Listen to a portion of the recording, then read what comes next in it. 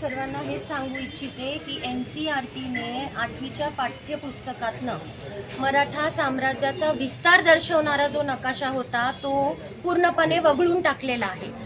याच्यासाठी त्यांनी काहीही ठोस पुरावे सादर न करता हे दुष्कृत्य केलेलं आहे आणि छत्रपती घराण्याच्या वतीने स्वतः मी इथं आज उपस्थित आहे। सर्व माझ्या बरोबरचे जे शिव शंभू भक्त आहेत त्यांच्या वतीने या निर्णयाचा तीव्रपणे आम्ही सर्वजण निषेध करत आहोत। या आंदोलनाचा किंवा आम्ही जो आत्ता आवाज उठवलाय त्याचं जर दखल घेतली गेली नाही तर याच्या पुढे हे एक जन आंदोलन होईल आणि आम्ही याचिका देखील लॉफुली छत्रपती घराण्याच्या वतीने आम्ही लॉफुली कोर्टात पण जायचं कमी करणार नाहीये। NCERT कडून अशी चुकीची पावलं का उचलली जात आहेत असं तुम्हाला वाटतं?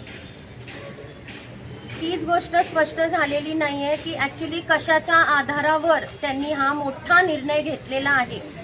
सर, हा फक्त नकाशा किंवा अभ्यासक्रमाचा विषय नसून आता पूर्ण महाराष्ट्र धर्माचा विषय झालेला आहे, आपल्या अस्मितेचा विषय झाला आहे, छत्रपती शिवाजी महाराजांचा हा विषय झालेला आहे आणि वारंवार आपण बघत आहात सर्वजण की छत्रपती शिवाजी महाराजांच्या इतिहासावर जो घाला घालायचं चाललंय हे आता बंद करावं।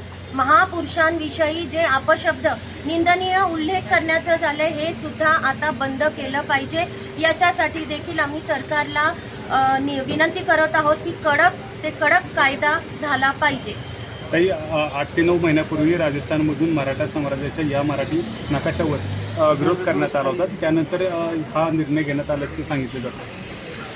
हो, बरोबर ती गोष्ट। आणि निर्णय याच्या आधी पण आमचं म्हणणं एकच होतं की सीमेबाबत काही आक्षेप होता तर तुम्ही दुरुस्ती सुधारणा करायला हवी होती, पण तुम्ही पूर्णपणे जो नकाशा वगळलाय याचा अर्थ तुम्ही त्या साम्राज्य जे होतं मराठ्यांचं ते स्वीकारत नाहीये। सर, मी सांगू इच्छिते इतिहास हे साखळीसारखा असतो। मुघल सत्ता, त्याच्यानंतर मराठा सत्ता, त्याच्यानंतर ब्रिटिश, त्याच्यामधली एक जरी कडी आपण काढली तर आज ज्या विद्यार्थ्यांचा भविष्याचा प्रश्न आहे, जे NCERT खाली 27,000 शाळा येतात, किमान आपण म्हणलं 40 विद्यार्थी जरी एका वर्गात असले तरी 11 लाख विद्यार्थ्यांचं तुम्ही सत्य इतिहास लपवत आहात आणि नुकसान करत आहात।